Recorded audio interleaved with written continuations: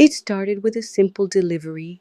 Then came the late night drives, the extravagant dates, the whispered promises. Kola was everything I prayed for: charming, powerful, dangerously perfect. Too perfect. At first, it felt like a dream until the cracks started to show: the secrets, the unspoken words, the lingering shadows behind his smile. I wanted love. I found something else. Because when a man like Kola comes into your life, you don't just fall, you surrender. And this is the popular Lagos, Nigeria, the one you have always heard about. Here is a beautiful scenery of where I live. Today I bring you my story, a tale of love, mystery, and a very deep secret. Listen as I narrate my life's ordeal to you. Maybe you will learn a thing or two. It was a long day. I had cried my eyes out. I don't drink alcohol, but I suddenly found myself thinking about a very popular bar in Lagos, the Mines Bar. I needed to drown my sorrows. I have been down for a long while now. I had never entered the Mines Bar, but I always saw it on my way back from work. Every night, it seemed to be booming with life. I had stayed home for 3 days crying my eyes out. It was time to do something different. I stood in front of the mirror and stared at my swollen face with bloodshot eyes and unkempt hair. Girl, get up and move on. I had a quick bath, combed my hair, slipped into a jean trouser and a white t-shirt, called a cab, and headed straight to Mines Bar. It is as beautiful as I had imagined. A very classy bar with a surreal environment. The DJ played only calm music. I could swear it was owned by a classy man who loved sophistication and had probably lived abroad or is well traveled. I sat down on one of the bar stools, admiring the beautiful environment, and again not knowing what to even think about, till the bartender walked up to me. "Good evening, ma'am. What would you like to drink?" Drink? How was I to know what to order? I had never been to a bar nor tasted alcohol. "We have a variety of drinks," he continued. Then she caught my attention. At the other end of the table sat a lady in red, with bold red lipstick and curly blonde hair, having a conversation with a man. She was having a drink and seemed very happy. At some points in the conversation, she laughed hysterically. That was the effect I needed to have, I thought to myself. "Give me what she is having," I said, as I pointed to the lady in red. In less than a minute, my drink arrived. I gulped down the first glass. I felt a hot sensation in my chest. Painful, but then it felt good. Then I had another, and then another, and then another. I felt woozy. Yes, seemed to be popping out. I felt very dizzy and could sense the concern of the bartender as he stared, with a disturbed face. I blacked out.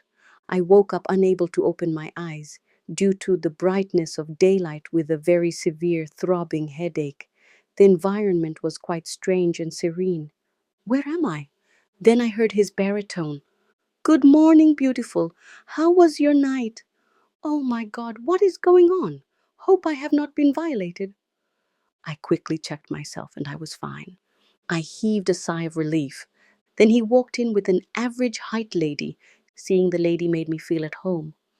He was a very fine man, a tall glass of dark chocolate, like my Nigerian sisters would say. "You are safe, there is no cause for alarm," said the charming young lady. "I am Sandra. Meet my brother Kola. He brought you here late last night. I made breakfast and I am off to work. Will I see you after work?" It was all like a dream to me. I was still staring at both of them, confused. "A hot tea will do you some good," Sandra continued. Thank you, Sandra. I will be heading home. I also have some work to do. But I will drop by and check you subsequently," I said. "Have a nice day." I didn't get your name. What's your name?" "I'm Nkem." "Thanks again," I said. She hurried out of the house. Then I was left with the cute baritoned guy. While I spoke to his sister, he was standing by the door staring at me. I quickly packed my stuff and headed for the door. "Where are you rushing to?" he said. "And why were you drunk last night with your shoes your hand trying to get killed by my vehicle?" I just stood still looking at him. Is he my father? Why would he query me like that? thousands of thoughts raced through my mind. How would I tell this man? My fiance just tended a relationship of 5 years, a shameful tale to tell indeed. How could I tell him that my naivety led me to a parasitic man who disappeared with the money I had saved up for my business? How could I tell him that a financial house took away my new car because I hadn't repaid the loan I took for that sorry of a man? Chai, he ruined me. Oh, Nkem, why are you staring into space? Don't I deserve an answer? I jerked back into reality. Oh, well, I had some pressing personal issues. I just needed to calm down. That was my first time having alcohol, by the way. I didn't know it would hit me that bad. I am sorry for any inconvenience I caused you, sir. Madam Nkem, please. My name is Kola, not sir. All right, Kola, thanks again. He drove me home and promised to call me. While I laid on my bed, my mind roamed through the events of last night. So there are still good people in this world. What if I was knocked down by a vehicle? I doubt I will ever try this alcohol thingy again. Oh, Linda would laugh the hell out of me when she hears this gist. Linda, my vibrant, beautiful friend. She is my next door neighbor. She spends most of her time in my flat. Apparently, there was an urgent call from home, so she'd traveled to Bende. I can't stop thinking of how she kept warning me about my ex. She could see through him at the time, but she became my arch enemy for a long while because of the counsel she gave me. Would I say she was jealous? Of course not. My ex was cute, had a good job at an oil company, pampered me, and made me happy. So I thought, till this terrible habit of money lending cropped up. He would say, Babe, there is a business that just came out. I have 500,000. I just need 50,000 extra to make it up. Please, my ATM card has issues. It would take a week to get a new one. I know it's not easy for you, but I will make the transfer next week. As if I was spellbound, I would quickly send the money to his other account. Then getting back the money would be story upon story. I would yell, threaten, cry, and shout out my lungs, but nothing worked. Those were red flags that couldn't be ignored, but somehow the charcoal in my brain refused to be erased by counsels from friends and family. I had hoped things would change till I finally took the 5 million loan that led to the financial house taking away the new car daddy gave me for my 25th birthday. Now I know better. Linda was just being a good friend. It's only a girl blinded by toxic love that sees counsel as jealousy. My shop had been locked for a while because I was crying over spilled milk. I also had some hair deliveries to do. Some clients already sent text messages. Time to work. I had to get back on my feet and make some money. I was already broke. I called Friday, the delivery guy. His phone was switched off. My phone rang endlessly as Ayatobi kept calling my phone. I could tell she was fuming already. I had to take her call in order to pacify her. Good afternoon, Ma. Madame, I haven't seen your delivery guy. What's going on? I told you I have a wedding to attend tomorrow with that wig. Don't disappoint me. She hung up. She didn't even give me room to talk. I sensed she might be angry, and that made me uneasy. Toby, a very beautiful customer. One of my very best customers. She was the kind that stumbles on one's page on Instagram and quickly buys. She buys in bulk and always pays immediately. Know the type of come today, come tomorrow. I had to find a way to get her wig across her hair. I can't lose this woman. I packed her order and was careful not to forget the wig. I called a cab and dashed to her estate. Once I arrived at her door, she was delighted to see me. She invited me into her tastefully furnished home. I am very sorry for the way I spoke earlier, Nkem. For a while, I thought you would disappoint me. It's my best friend's daughter's wedding tomorrow, and I want to look peng for her. I heard blonde wigs look beautiful on light-skinned ladies. Yes, this one you have on is very beautiful. Let me take a look, she said excitedly. I hope to make a beautiful fashion statement tomorrow, she said as she wore the wig and made faces in the mirror. You look beautiful, Iyatobi.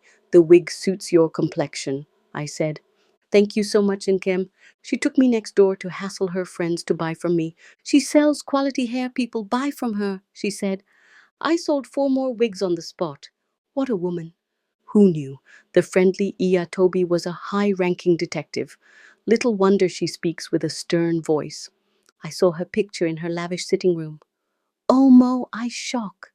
We chatted a bit more and I took my leave. I had more deliveries to do. I bade her goodbye and dashed out. In front of the estate gate, I saw a woman roasting corn. It's been a while since I had fresh roasted corn. I walked down to her corn stand and picked two. She packaged it and gave it to me. The cab driver was nowhere to be found. Why is Brother Oho doing this now? I told him we had a lot of places to go to. I had called him several times and he wasn't picking up. I kept trying while I passed back and forth. My other phone had been ringing for a while. Impatient customers didn't let me rest. It wasn't their fault, though. I had withheld their orders for a while. Then I felt a light tap on my shoulder. If you are still here with me, thank you. Wonder what happened next? Please subscribe for episode 2. See you soon. I turned and saw him. He looked more handsome than the last time I saw him. Tall, dark, small eyes, pointed nose, a strong, well-defined jaw with neatly groomed beards. While I stared, he smiled, revealing his snow-white teeth and cute dimples. Wait, was I drooling? But this man is cute, Shah. Hi, Nkem. He finally broke the silence. Hello, Kola. What are you doing around here? I should ask you that. Nkem. I live here, in that estate, he said, pointing at Iya Toby's estate gate. Small world, that's where my client lives. I just delivered her goods now. I have been waiting for my cabman. I have more goods to deliver, but he isn't forthcoming. Oh, that's a pity, sorry. I could help if you would give me a minute. Let me get my car. A beautiful lady shouldn't be kept standing. That would be lovely, I responded quickly before he changed his mind. I needed all that help a beg. Brocola, well done, sir. Oh, the corn seller greeted him. Oh, she knows him too? Good afternoon, ma. I almost forgot why I came out here. Madam, Abig helped me prepare 2 corn I dey come. I sat with the corn woman while I waited for Kola. Bro Kolan a very good man, she began. He dey always take care of me and my children, she continued. He fit buy this 2 corn 5,000 naira. I know say it just they help me. Na God go bless give good woman to marry. Amen, I responded while I perused the environment. Kola was fast. He came out sooner than I expected. I put my huge bag into his boot and we zoomed off. As we drove off, I settled into the passenger seat, inhaling the soft masculine scent that filled the car. This cola guy smelled expensive, not the I just sprayed 1 full bottle of perfume type, but the I use quality products and drink plenty of water type. Interesting. So Nkem, how's business been? He asked, eyes on the road, but voice warm with curiosity. Ah, my brother, we thank God. Customers day, money day enter, but no easy. He chuckled. That's how business is, but from what I see, you're doing well. I smiled. A compliment from a fine man with dimples? Yes, please. We continued chatting as we made stops at my clients' places. I introduced him as my friend, and to my surprise, he played the role well. Polite, patient, even helping to carry some of the goods like a proper gentleman. My clients, mostly women, gave me knowing glances. One even whispered, "This one na husband material, oh." I just smiled and ignored her. 2 hours later, the last delivery was done, and Kola suggested we grab some ice cream. I wasn't about to say no. After all, my energy needed replenishing. We found a cozy spot and ordered our flavors. I went for my usual chocolate and vanilla swirl, while Kola, ever the adventurous one, got something called salted caramel espresso crunch. I just shook my head. You don't like trying new things? He teased as he took a spoonful. I do, but I like to stay where I'm sure. What if I try it and hate it? Waste of money. He laughed. Fair enough, but you'll never know if you don't try. I rolled my eyes playfully. This is not motivational speaking class, I beg. We finished our ice cream, and just as we were about to leave, he turned to me. There's this love feast at my church tomorrow evening. You should come. I hesitated. Church event? But before I could overthink it, I heard my own voice say, Okay, I'll come. He smiled. Great, I'll remind you. By the time he dropped me off, I was in an unusually good mood. I hummed while eating dinner, hummed while washing dishes, and even hummed while flipping through my Allure Secrets workbook. The next morning, I woke up with an odd excitement. Was it because of Kola? No, it couldn't be. Maybe it was just the good business I had yesterday. Or maybe, just maybe, it was Kola. I pushed the thought aside, got dressed, and headed to my shop. As expected, my customers trooped in, asking about new stock and filling my shop with the usual hustle and bustle.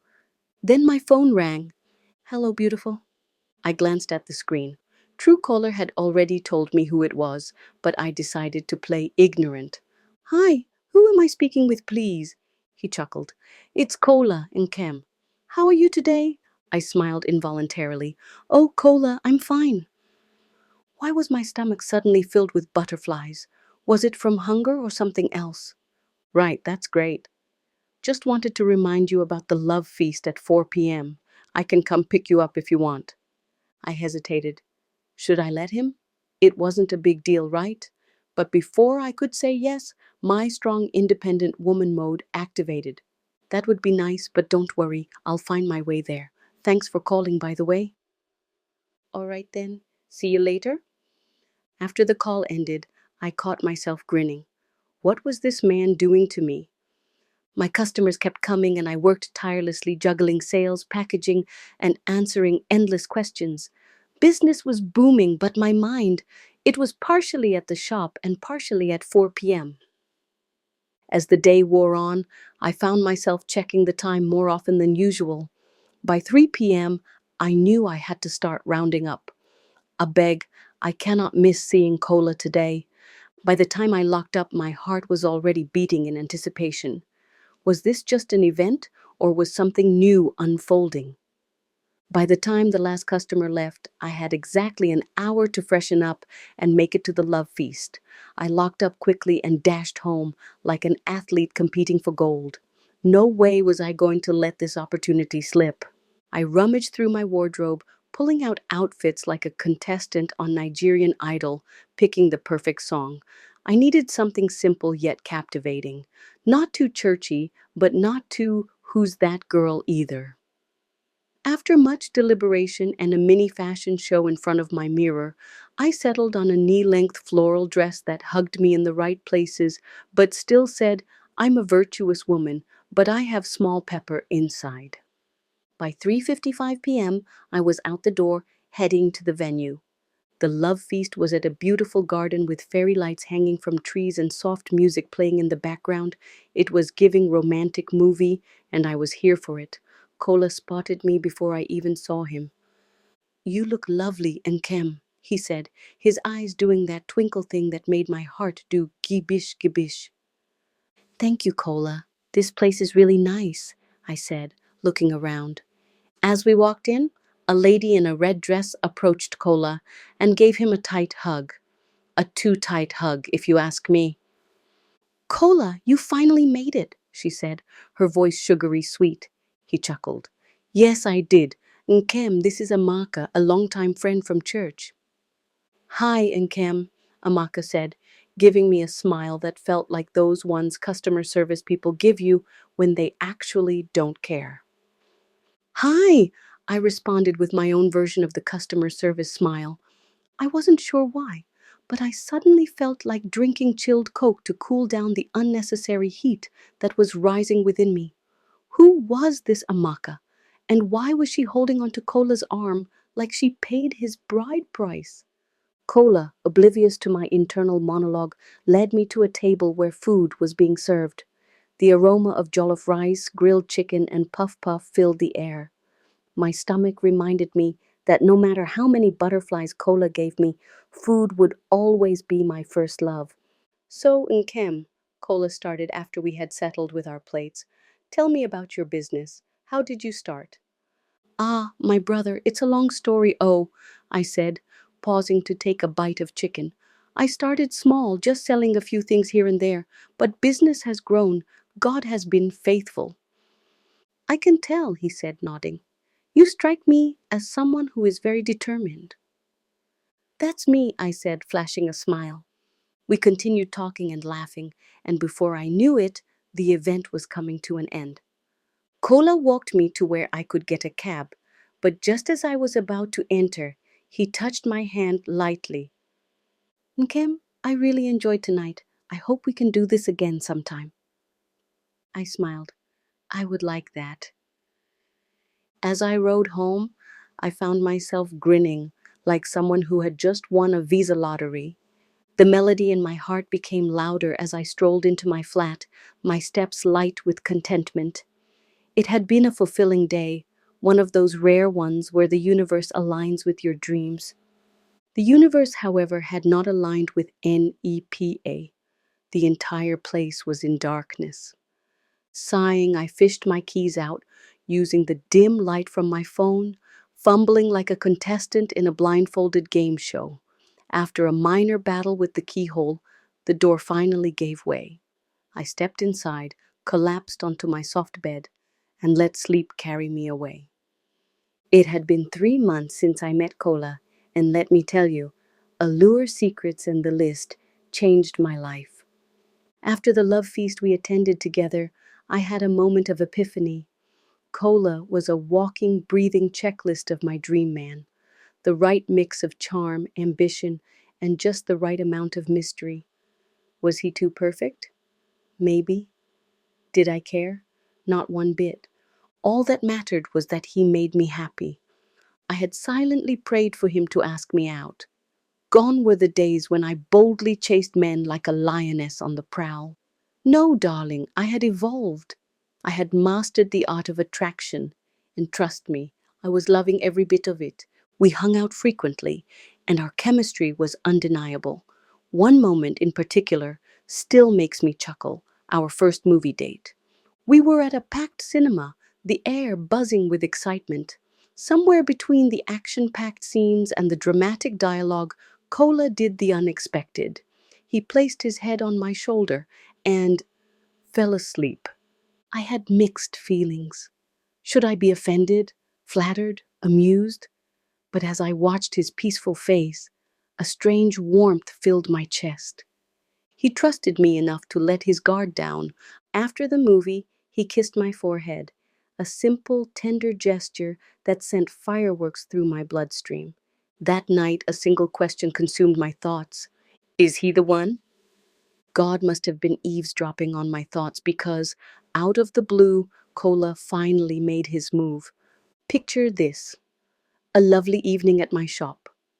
I was minding my business, doing my thing, when Kola drove in, carrying a box of pizza and ice cream. What's the occasion? I asked, my curiosity piqued.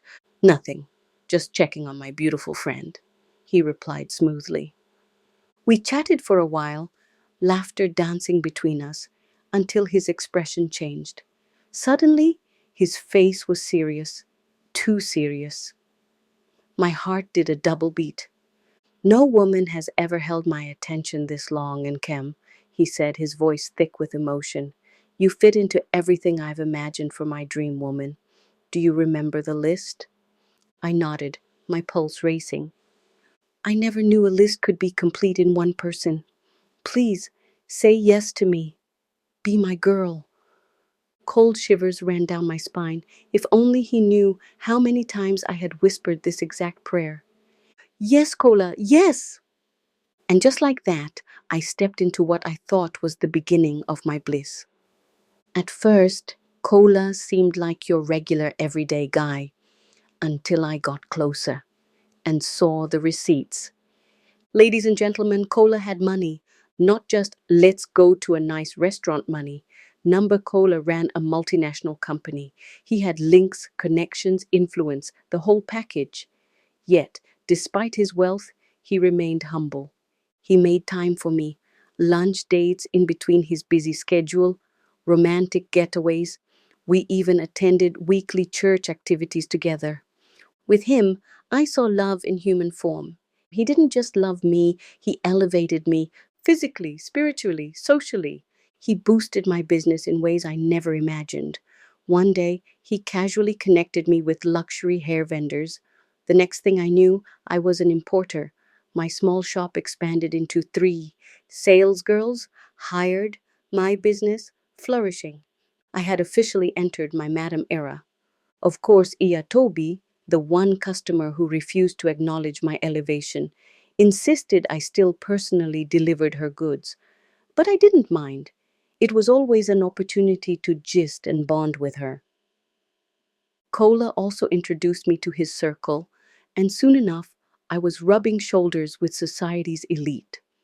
I became the woman people whispered about, the one always by Kola's side at corporate events. He flaunted me, making sure the world knew I was his. I felt wanted, I felt validated, I felt important. For the first time in a long time, Kola was the high value man I had read about in Allure Secrets.